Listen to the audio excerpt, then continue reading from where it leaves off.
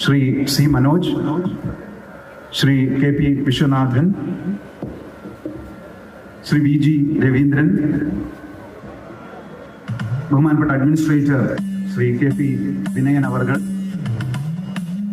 Chembai sub committee അംഗങ്ങൾ, Guruvayur MLA NK Akbar അവർകൾ, നഗരസഭാ ചെയർമാൻ M കൃഷ്ണദാസ് അവർകൾ എന്നിവരെ ആദരവ്.